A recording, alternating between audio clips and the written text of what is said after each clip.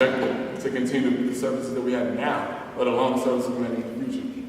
And so that's a long way of saying, sweetheart, we need more money so that we can do more good for more people. Okay? So let me just follow up on that to be a little more specific, because that Curtis is right about this. So, for example, we have a program called the Monetary Assistance Program. You all heard me earlier talk about higher education.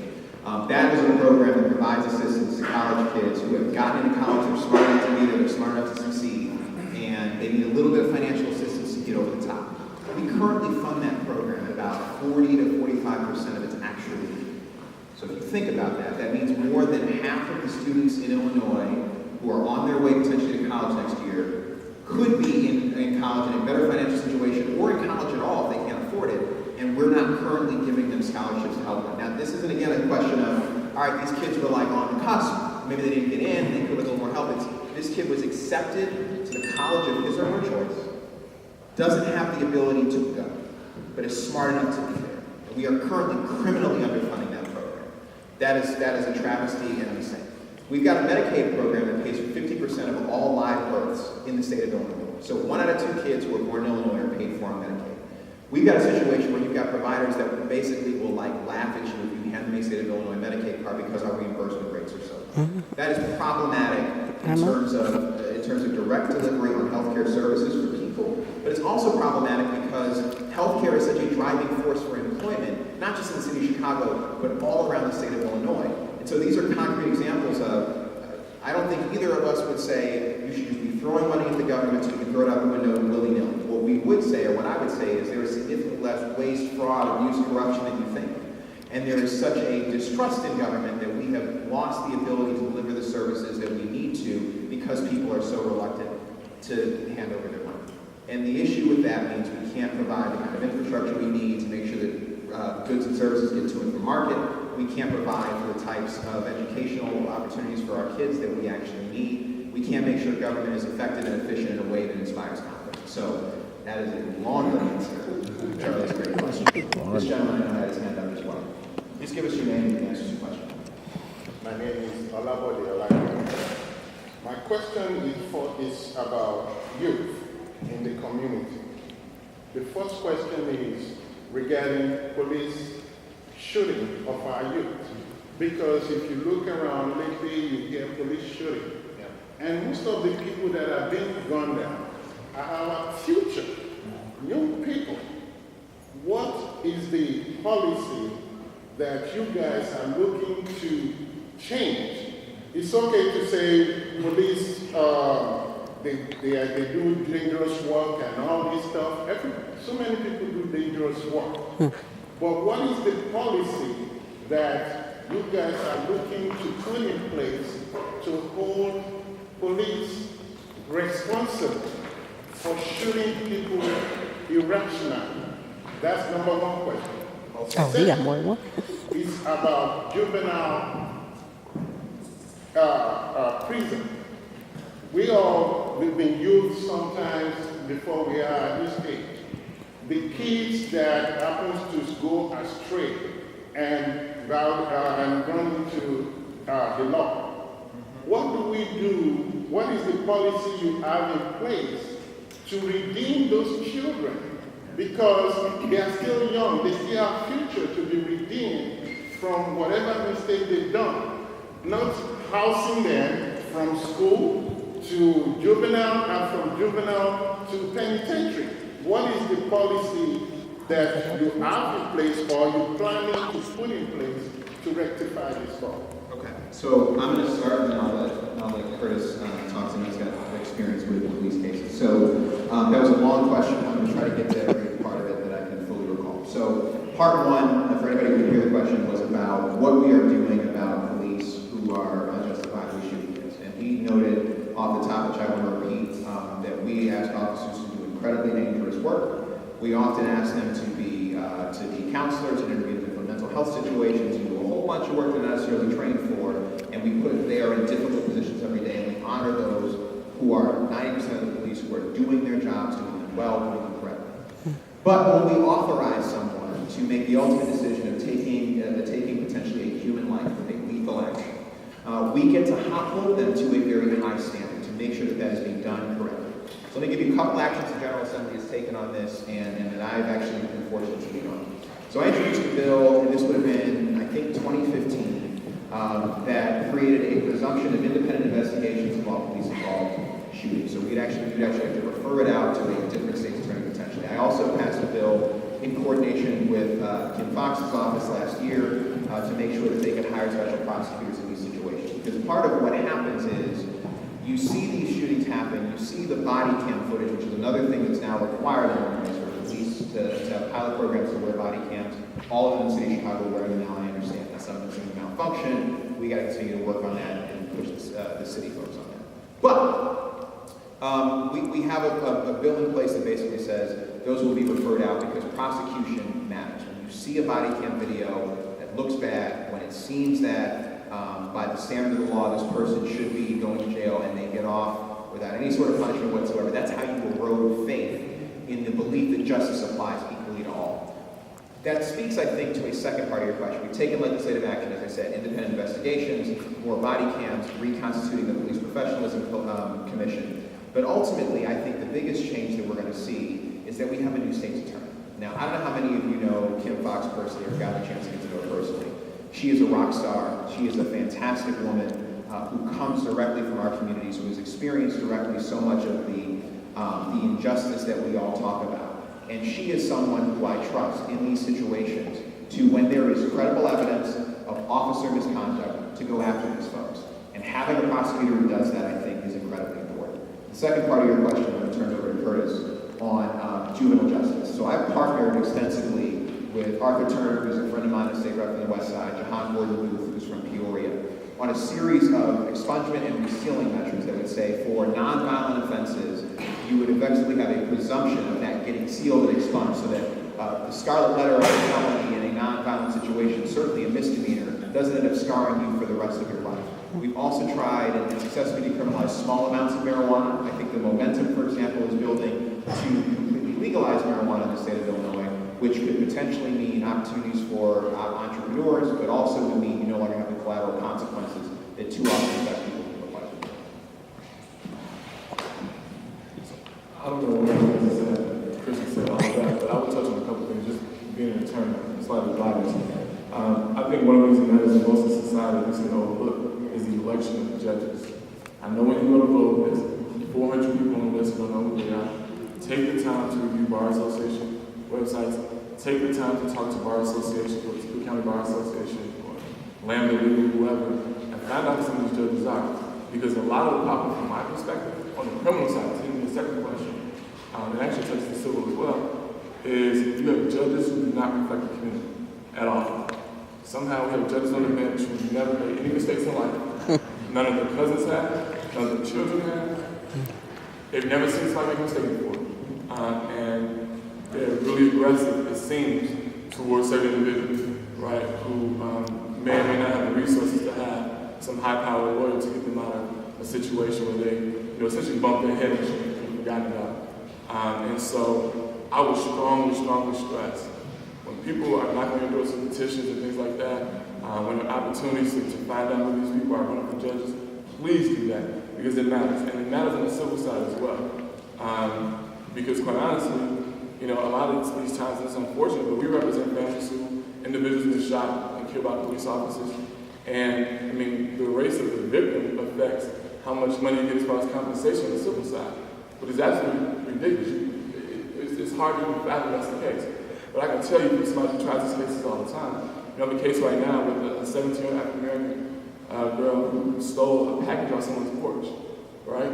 Police chased her until she crashed into a car and died. She was 17 years old. And the reality of it is, had she been a white 17-year-old, pick a neighborhood in the state, she would not have been chased. So that's the point she crashed and was killed. And so I think the overarching problem that we also have is the fact that it's open season to shoot, oftentimes unarmed, black men. That's what it boils down to. It's not really the race of the person pulling the trigger often. It is the race of the person being shot. And that overwhelmingly affects us. So, I think Christian comes to great points.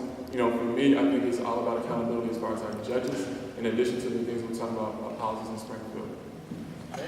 Sure. Let's see. Why don't we go with Val, and then we'll come around this way. Val, you want to go? Sure. The first one is around education. Kristen, this might be your lady. I would like to know how are you're raising the amount of money that's going into education. Is that for public schools? So if our public schools has a track record of not developing our students in a way where they're local students, or here in South Shore where middle-class families do not send their children to the schools into the community, how does that benefit us in terms of raising the funds for education? And why are we continuing to feed a beast that's really not producing quality food? Do you want to do your second part, or you want me to Okay, answer? the second part is around gentrification. Okay. So maybe you want to answer that, and then we can Get them both out. Okay, so and then we can take- gentrification, I'm working with the urban planner, and one of the things, he's very well known, but one of the things that he mentioned to me is that he was in a meeting with developers from China, Barcelona, and around the world. He says that he's working with a group in South Shore, and they're concerned about gentrification, and they all laugh. However, I'm curious to know, what do you all know about maintenance integration? I don't know what that word is. Okay, so in Beverly, they have a thing called maintenance integration. You might want to look it up, but for the population to stay a certain amount, a certain number, it can't go over 51%. I don't know all the details, but I'm learning more about it. But it's something that we would like to talk more about and get more into. But we need to be very mindful of what's happening in South Shore and how we use our elected officials and how our elected officials are looking at what's happening in South Shore. I don't know if that's a question statement or a mix, but the education piece, I really would like to know why we. Okay, so appreciate it. Thanks for the question. So let's start with the education piece. So here's what I would say. Is the education funding formula being fixed in Springfield going to instantly fix public education? No. Is injecting $2.5 billion into our system over the next 5 to 10 years going to be helpful? Yes. Will it fix the system? The answer to that question is still no. What I would say is this. I think that, for example, in Chicago public schools, when you've got an average per pupil amount that is something like $8,000 to $10,000 less per pupil than folks are spending up in Winnetka or in Detroit or some of the richest school districts in the state, there becomes a question of quality, sure, but before you can even get to quality, do you have the resources necessary to provide a bare minimum education? And for too many schools in the city of Chicago, including South Shore, the answer to that question has been no. So to me, making sure that we are giving the resources to Chicago public schools to provide for an adequate education allows us to get to the question at that point, once they're adequately funded, of saying, okay, you're adequately funded now. If you still have performance issues, let's have a conversation about what that means internally, what that means with the structure, what that means with the board. But it's very difficult to have that conversation when there isn't even an adequate level of resources to begin as a base. So that's the way I sort of look at the first part of the question. On the gentrification, if that doesn't answer, we can talk about it. I know you know myself. To the gentrification piece, I would say, so for example, we know the Obama Residential Center is coming in the South Section. And by the way, I would say, so yes, there is a concern there about driving up housing prices. We need to be thinking very clearly about what it means and what is required to make sure that people who have been in this community for a long time, who have made this community great, can stay in this community. And we need, I'm open on ideas about that. I've talked for a while about the idea of maybe a home equity program like they have on the sort of southwest and northwest side. That's something that we're researching and want to think more about, and I'm open on ideas for that. But I also think that there can be a good element to that sort of interest of potentially that becoming an anchor development that brings more retail, that brings more stores to the streetscape, that helps to restore some of those vacant corridors that exist, not just in South Shore, but throughout, for example, my legislative district, and I imagine Curtis's and Lamont's as well. And I think that finding that delicate balance between we don't want to keep everything the way it is because the way it is isn't great, and as we sort of integrate change, how do we make sure that we're not pushing people out who have stayed, who have invested, who didn't leave in that big wave that we saw sort of culminate in the 2010 census laws? How do we reward people for their investment? I'm not going to lie to you guys and say that I have a complete answer to that question because I don't. But that's the way I'm thinking about it, if that's helpful. So, okay. We're going to go here. We're coming around this way. Yes, sir. Brad Evans, KECS. Hey, Brad. I like to do think that you part. guys are doing Yeah. a great job at quantifying the resource allocation percentage based on our population. What concerns me is that I don't hear enough information about how can we, all of us, benefit in some way economically by knowing this information to participate in it faster. And I don't know if your office can really be that conduit. That's a concern. Because in everything you described, there's got to be some way for that to be paid for from us. And so, I don't know if I understand your question. Forgive me. okay, Totally sure. can your two offices Yeah. put citizens, business leaders in position to benefit from things we hear about? Yeah. That question I understand. So I think the answer to that question is yes. I think that's one of the things that we're doing here tonight, right? So we want to make sure that we are doing the outreach, doing the town halls. We're going to have, I know that I have office hours. I imagine Curtis and Lamont will as well, where folks can come in. I also have I have a newsletter that I've not been as active with lately that we're going to continue to ramp back up. Like video addresses. So these are ways to get information out. Is that? I'm apparently not answering the question, which is okay. Specifically economic. Specifically. Economic. Yeah, I mean, I think that's a difficult. I don't understand the question. I don't know how they would do it. I understand the question. I'm not sure how they could answer. But I will say that I think one of the things that's important and why we're doing this together, why Greg is here, while Lamont is here. Oh, I'm sorry, over here. Is so that we can share information and so that we can try to disseminate it to you. Now, what I will say is, if you're asking about how specific things at the state level end up having an immediate increase in your neighborhood or block, I think it, No, I think you guys are doing a great job. okay, so I don't understand. Yeah, thank you. I don't understand. Why don't we, we'll come talk to you.